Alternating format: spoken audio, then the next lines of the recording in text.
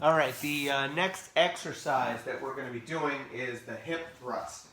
I'm going to be demonstrating first the hip thrust for strength, and then second we'll be doing the hip thrust as it would be done if you do not have access to kettlebells and you're using it for more a dynamic and explosive movement.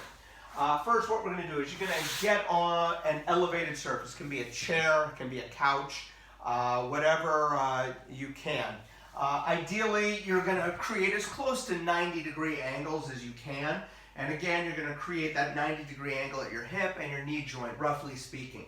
I am squeezing my knees together. I'm squeezing my toes together. Very important to imagine you're trying to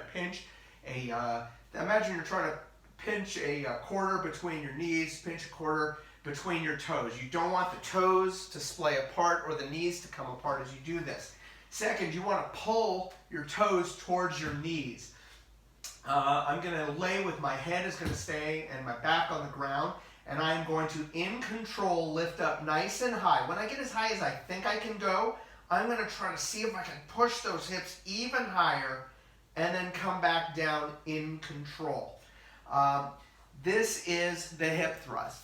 Now that's a double leg hip thrust, and for a lot of you, you're going to feel this one, especially if you do this right. If you're keeping those toes together, your knees together, squeezing at the very top, when you hit whatever the end range is, really try to see if you can get up a little higher. If you do this in a controlled manner, going through the extreme of whatever your range of motion is, this is going to be a lot of work for the hamstrings and glutes. However, for people for whom that is not enough work, we can start to do the single leg variation of this. Now, one of the issues with the single leg that a lot of people have is when they do it, when they have two legs together, they're able to keep their toes together. But the second they lift one leg away, this toe will start to rotate out and they don't have the proprioception of the other foot there to know that that's going on. So all of a sudden what they're doing actually becomes fairly easy. And we want to keep the emphasis on the hamstring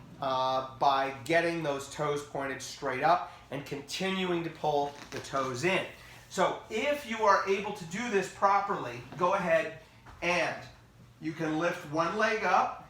All right. In the beginning, you can even keep it fairly close so you have some ability to connect so that you know you're still bringing this toe in instead of letting it splay out. But as you get better at this one, you can lift up and make sure, really turn that toe in at the top. Fight for it. You're going to be surprised how much it turns out on its own without you realizing it. But if you really fight to internally rotate it, you're going to feel that in the hamstrings. So that's going to be our strength version. We're also going to have a dynamic version of this, which is going to be for people who can't do the kettlebell swings. Now, a kettlebell swing fits in a category known as a hinge, and it's an explosive hinge, where the hinge being at the hip joint. Here we're also going to be doing that. Now this one, because we're relying on explosion here, we are going to be doing this in a nice fast manner, like so. I still want the knees together, I still want the toes together, driving up as high as you can.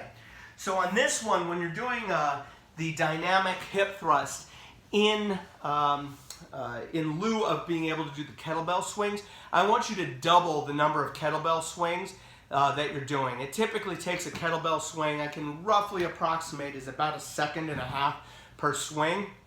It will take you significantly less time to do the dynamic hip thrust. So we want to have about roughly the same amount of time when we're doing it. So there is your hip thrust, both the strength version and the power version, the explosive version.